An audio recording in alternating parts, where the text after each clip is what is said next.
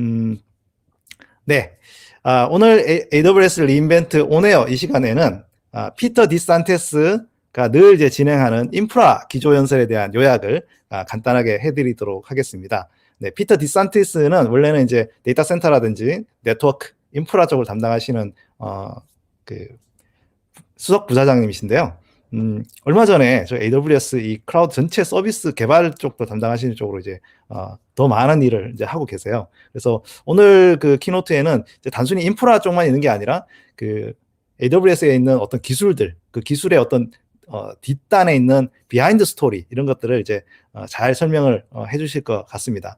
그 아무래도 이제 AWS가 원래 15주년 정도 됐죠. 그리고 리인벤트도 10년 정도 됐으니까 항상 키노트 때마다 이제 이런 옛날 에피소드들을 잘 얘기를 해주시더라고요. 이 AWS가 처음 이제 그 서비스를 런칭을 했을 때 제프 베조스가 피터랑 그다음에 그 이제 아마존 CEO가 되신 앤디랑 그리고 이제 지금 CEO이신 그 첫 번째 영업 상황이라고 그랬죠. 그 세일스피키한테 보낸 메일이 있는데 EC2 서비스를 런칭하고 난 다음에 이제 지금 진행 상황이 어떤가요? 라고 물어보는 이메일이 있었다고 해요. 근데 그 이메일을 보면은 제프 베조스가 뭘 물어봤는지를 이렇게 얘기를 하면서 이 EC2 플랫폼의 안정성 그리고 성능 그리고 베타 유저들이 어떻게 쓰고 있는지를 이제 궁금해서 메일을 보낸 거예요.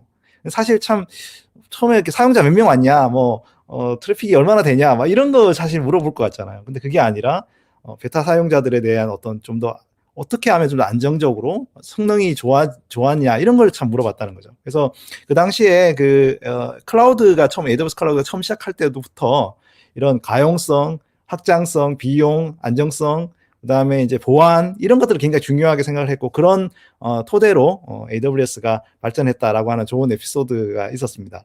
재밌었어요. 그리고 이제 오늘 이제 그 피터 디산티스의 어떤 그 키노트는 크게 스토리지 그리고 컴퓨팅, 머신러닝 이 세 가지의 분야에 좀 비하인드 스토리에 들어가는 부분들을 설명을 해주셨어요. 근데 좀 기술적인 내용이 많았습니다. 그래서 제가 뭐 오늘 이 기술적인 내용을 다 설명드리기보다는 여러분들이 나중에 이 피터 디산티스의 그 좀 더 그 깊이 있는 것을 알고 싶으시면 그 키노트를 꼭 보시기를 추천을 드립니다. 아마 나중에 한글 자막도 나올 거기 때문에 보시면 좋을 것 같고요. 아무래도 이제 이 스토리지의 가장 대표적인 부분은 아마존 S3겠죠. 저희 심플 스토리지 서비스 안에 들어있는 서비스고 이 S3 같은 경우는 정말 그 AWS 거의 뭐 백본이 될 정도로 그 지금 모든 서비스가 다 아마존 S3와 관련이 돼 있고 또 뭐 고객들도 당연히 S3에다가 데이터도 올리고 그다음에 서버 뭐 스냅샷 뜨고 데이터 분석하기 위한 용도의 데이터도 넣고 뭐 객체도 넣고 굉장히 다 많은 부분을 넣고 있어요. 그래서 이 뭐 S3 같은 경우는 수백 개의 그 마이크로 서비스가 합쳐져 있는 그런 정도의 다양한 어떤 서비스 집합이고요. 그 S3가 돌아가는 이 어떤 부분들 어떻게 하면 이 많은 뭐 수십조 개의 어떤 데이터들을 그 객체들을 잘 넣으면서도 저장을 하고 분산을 하면서도 검증을 잘하냐 이런 것들에 대한 어떤 비하인드 스토리를 설명을 해주셨어요. 근데 뭐 그 우리가 어떤 객체를 하나를 만들면 그 객체에 버킷을 넣잖아요. 그 객체 버킷을 넣는데 그 객체 안에 들어있는 버킷들에 대한 그 버킷들은 굉장히 많은 뭐 이제 하드디스크 뭐 저희가 지금은 이제 뭐 SSD가겠죠. 그럼 이런 디스크에다가 드라이브에다가 이제 저장을 하게 되는데 이게 우리가 생각하기에 그냥 몇 개의 어떤 걸로 분산을 할 것 같죠. 그런 게 아니라 이게 굉장히 작은 단위로 쪼개가지고 수백만 개 드라이브에다가 나눈다는 거예요. 그래서 지금 현재 뭐 수천 고객들이 갖고 있는 버킷들은 수백만 개 드라이브에다가 분산돼서 저장된다. 그런 것들을 그러면 작게 쪼개서 하면 검증하는 것도 굉장히 중요하고 그런 부분들을 어떻게 하냐. 그래서 빠르게 하면서도 안전하게 검증하고 데이터가 유수시되지 않게 하는 그런 어떤 메커니즘으로 이제 약간 수학적인 부분이긴 하지만 오토메이티드 리저닝이라고 해서 약간 확률적인 방식으로 이런 그 안정성과 그리고 이제 정확성을 다 검증하는 그런 어떤 방식에 대한 설명도 좀 해주셨고 또 요즘에 이제 한참 이제 그 많이 그 하는 것이 포멀 메소드라고 우리가 이제 어떤 데이터 검증하는 방법 있잖아요. 포멀 랭귀지로 우리가 이제 어떤 데이터를 넣으면 그 데이터에 대한 검증을 이제 명세 언어를 통해 가지고 우리가 검증을 하게 되는데 예를 들어서 뭐 그 데이터가 들어갔으면 이게 몇 초 단위에 얼마만큼의 뭐 킬로바이트 들어가냐 이런 것들을 다 우리가 갖고 있는 어떤 요구 사항들을 다 수학적 언어로 또는 수학적 그 프로그래밍 언어로 다 명세를 만들 수 있잖아요. 그런 걸 이제 포멀 메소드로 하는데 그런 부분들을 좀 더 가볍게 만들어서 그 어떤 확장성과 검증과 이런 것들을 다 같이 어울릴 수 있도록 그렇게 해주는 그 기법들을 사용을 하고 있다라고 설명을 하시면서 이제 뭐 그 논문들도 몇 개 소개해 주셨어요. 그리고 여러분들도 아마 관심이 있으시면은 이 아마존 사이언스라고 하는 이제 저희 웹사이트에 가시면 저희 관련한 모든 그 논문들 이런 것들이 다 올라와 있으니까 한번 참고해 주시면 좋을 것 같습니다. 그래서 이 그 오토메이티드 리저닝, 라이트웨이트 포멀 메소드 이런 어떤 기법들이 S3에 있는 데이터를 저장하고 검증하는데 사용을 하고 있습니다. 이제 두 번째로는 이제 그래피톤인데요. 그래피톤은 아무래도 여러분들이 잘 아시겠지만 AWS가 직접 만드는 실리콘이죠. 우리가 컴퓨팅에서 기존의 x86 기반에서 지금 그래피톤 암 기반으로 이렇게 넘어가고 있는데 이 저희가 만들고 실리콘들이 다양한 섹터에서 만들어지고 있어요. 그러니까 기존의 네트워크 쪽에 가상 서버를 운영하는 쪽 파트에 나이트로라고 하는 어떤 그 실리콘 칩들을 네트워크 칩을 만들고 해서 2017년도부터는 이제 그 굉장히 급격하게 인스턴스 숫자가 늘어나잖아요. 근데 그런 것들이 바로 이런 그 나이트로 실리콘을 통해서 만들어지고 있고 머신러닝 같은 경우에도 인퍼런스, 그러니까 모델 추론을 위한 인퍼런시아 그리고 모델 훈련을 위한 트레이니움 칩들을 만들고 있고 그리고 인스턴스에 들어가는 그래피톤 칩, 이제 그래피톤 2 네, 칩 이런 게 만들어졌고 이제 제가 CEO 키노트에도 말씀드렸지만 이제 그래피톤 3 칩을 저희가 만든다고 말씀을 드렸잖아요. 그래서 그래피톤 이 칩들이 단순히 그냥 EC2에만 들어가는 게 아니라 굉장히 많은 서비스에 이미 탑재되고 있습니다. 여러분들이 뭐 EMR을 아마존 EMR에 빅데이터 분석을 한다든지 일렉스 서치 솔루션인 오픈 서치 서비스를 쓴다든지 아니면은 뭐 RDS, 오로라 메모리DB, 다큐멘트DB, 넵튠 같은 일반적인 그 DB 서비스에도 다 이 그래피톤 서비스를 쓰고 있고 심지어 이제 서버리스의 람다 그리고 파게이트 컨테이너 서버리스 컨테이너 파게이트까지도 이 그래피톤 기반의 암 기반의 여러분들 뭐 컨테이너든 AWS 람다 함수를 써서 돌릴 수가 있습니다. 뭐 일반적으로 그래피톤 같은 경우에는 x86 대비해서 40% 이상의 그 비용 대비 퍼포먼스를 보여주는데 람다 같은 경우도 34%의 그 비용 대비 퍼포먼스를 보여주고 있어요. 네. 그래서 굉장히 여러분들이 기존의 서버든 서버리스든 간에 다 상관없이 굉장히 높은 수준의 비용 절감 효과, 성능 향상 효과가 있다. 이렇게 볼 수가 있겠죠. 이번에 이제 그래피톤 3 칩에서 나온 그 C7G라고 하는 인스턴스 타입의 그 현재 그 데이터도 좀 보여주시면서 이 안에 얼마만큼 저희가 성능을 향상했는지를 좀 딥다이브하게 보여주셨거든요. 뭐 메모리 사용량이라든지 뭐 엄청나게 이제 다양한 어떤 데이터들 보여주셨는데 그중에 제가 조금 관심 있었게 본 거는 실제 우리가 작업하는 리얼 워크로드 그러니까 뭐 웹서버 그다음에 뭐 DB 뭐 이런 데서 얼마만큼 성능이 좋아졌냐라고 했더니 그래피톤 2 대비해서 이미 그래피톤 2 대비해서 뭐 엔진X 같은 경우는 60% 네. 뭐 그다음에 뭐 노드.js 같은 경우는 37% 그리고 이제 레디스 저희 이제 인머물 캐시 DB인 레디스를 쓰게 되면은 25% 정도 향상을 한다는 거죠. 그러니까 이게 굉장히 좋은 아까 제가 뭐 그 평균 25%라고 말씀드렸지만 기존에 우리 워크로드 특히 일반적으로 쓰는 워크로드에 대해서는 엄청난 양의 그 트래픽 그 대비한 그 성능을 보여주고 있습니다. 자, 머신러닝도 좀 살펴보려고 하는데요. 머신러닝도 이제 저희가 굉장히 많이 이게 인프라적인 측면에서 많이 하고 있는 그런 섹터죠. 그러니까 여러분들 이제 머신러닝은 크게 우리가 두 가지가 있잖아요. 모델 훈련이 있고 그다음에 모델 추론이 있다고. 모델 훈련은 데이터를 갖고 와서 데이터셋을 가지고 모델을 만드는 과정이고, 그리고 모델 추론은 어떤 그 애플리케이션에서 오는 요청을 처리해가지고 그 모델을 실행을 해서 결과를 내는 과정이잖아요. 그래서 이 트레이닝과 인퍼런스는 좀 완전히 별개의 작업이고 또 다른 요구사항들을 갖고 있습니다. 그래서 저희가 트레이닝하는 부분하고 인퍼런스 추론하는 부분에 요구사항에 맞게끔 저희가 다양한 인프라스트럭처를 제공해 드리고 있고 모델 훈련 같은 경우는 엔비디아의 칩이 있죠. P4D 그다음에 뭐 P4D 그다음에 DL1 인텔 하바나 기반의 DL1 그리고 저희가 이번에 트라니움 기반의 TRN1 이렇게 제공이 되고 있고 그다음에 인퍼런스 추론 같은 경우에는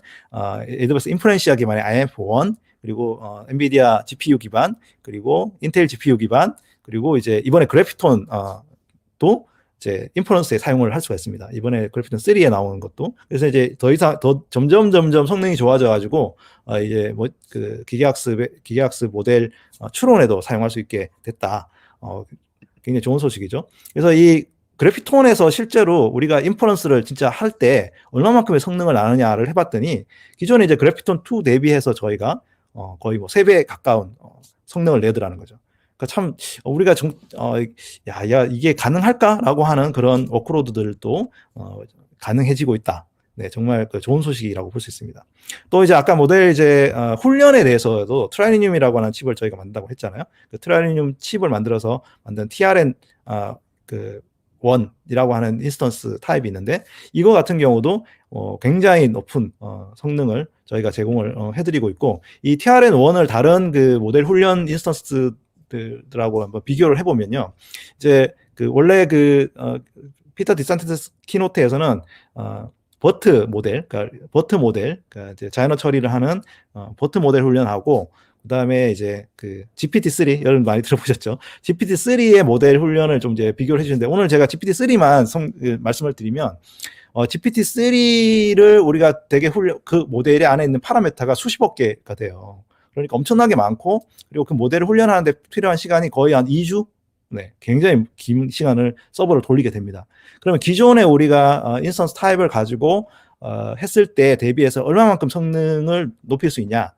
예를 들면 이제 P3DN이라고 하는 인스턴스 타입이 있는데 이거는 엔비디아의 V100 인스턴스 타입입니다. 그 엔비디아 V100 인스턴스 타입은 이 카드 하나에 대략 한 CPU 100개 정도 되는 어떤 통상적인 어떤 그 성능을 보여주고 있고, 그다음에 이제 P4D는 A100. 이건 이제 지금 최근에 AI GPU 카드로는 가장 이제 최신의 카드죠. 엔비디아에서 만든. 그래서 이랬을 때 TRN1이 얼마 정도의 성능을 갖느냐라고 하면 기존의 뭐 인스턴스 예를 들어서 그 GPT-3에 트레이닝을 할 때 P3DN이 거의 600개가 넘는 인스턴스가 필요하고 P4D는 128개가 필요했는데 TRN1 같은 경우는 96개 정도면 충분히 처리가 된다는 거죠. 그리고 네트워크를 사용하는 비중도 굉장히 네트워크 사용량도 굉장히 줄여서 거의 뭐 7%, P3DN이 뭐 48%면은 굉장히 줄여서 네트워크 사용량도 줄어서 굉장히 우리가 큰 모델도 충분히 이제는 그 클라우드에서 이제 돌릴 수 있게 됐다라는 것을 이제 피터가 잘 얘기를 해줬습니다. 그래서 우리가 이제 이런 그 클라우드를 통해서 만드는 그런 성능과 유연성 그리고 효율성 이런 것들을 같이 운영을 해주고 있다 이런 부분들을 잘 설명을 해줬고요. 특히나 이제 이런 에피션시 관련해서 이 지속 가능성이 굉장히 중요해졌잖아요. 그래서 뭐 요즘에 이제 ESG라고 하는 어떤 큰 틀의 경영 기법도 있는데 뭐 환경이라든지 그리고 또 뭐 지속 가능성 뭐 그리고 가버넌스 이런 부분들을 좀 우리가 굉장히 중요하게 보잖아요. 이제 데이터 센터에서 우리가 운영을 할 때도 마찬가지입니다. 전기량이라든지 뭐 탄소 배출이라든지 이런 부분들을 우리가 신경을 써야 되는데 기본적으로 그 데이터 센터 그러니까 우리가 기본적인 엔터프라이즈 기업들이 쓰고 있는 데이터 센터 대비해서 클라우드 데이터 센터는 80%의 에너지 효율성을 보인다고 해요. 당연히 그렇겠죠. 왜냐하면 일반적인 데이터 센터에 있는 서버들은 뭐 낮 시간에는 좀 사용을 하지만 밤 시간은 거의 사용하지 않지만 항상 켜져 있잖아요. 그렇지만 클라우드 데이터 센터에 있는 서버들은 항상 그 에피션시를 높이는 효율성을 유틸리제이션을 높여서 사용량과 그리고 그것들을 높여가지고 사용을 하기 때문에 당연히 그 전력량이 전력 효율성이 엄청나게 높을 수밖에 없고 이것이 바로 이제 우리가 사용하는 어떤 서스테이너빌리티 지속 가능성이 굉장히 중요한 부분이죠. 그래서 이제 AWS가 단순히 거기에 머물지 않고 그 80%를 절약된 그래서 한 20%밖에 안 쓰는 전기지만 그 전기도 저희가 재생에너지로 100% 사용하려고 2025년도까지 준비를 하고 있습니다. 그래서 뭐 태양열 전지판이라든지 아니면 풍력 발전이라든지 이런 것들을 전 세계에 저희가 구축을 해서 운영을 하고 있고 2021년도에 이 12,000메가와트의 재생에너지를 저희가 캐패시티를 운영을 하고 있는 중이고, 아마존이 2021년도에 전 세계 어떤 기업부터보다 가장 많이 재생에너지를 구매해서 사용하는 그런 기업이다, 이렇게 보시면 되겠습니다. 그래서 이게 탄소 배출량도 줄이고 이런 부분들에 굉장히 신경을 많이 쓰고 있다, 이렇게 보시면 될 것 같아요. 그래서 많은 기업들이 이제 관심이 있잖아요. ESG 경영에 관심이 있다 보니까 내가 사용하는 탄소 배출량이 얼마나 되나, 이런 것들에 대해서 관심이 많거든요. 그래서 그런 부분들도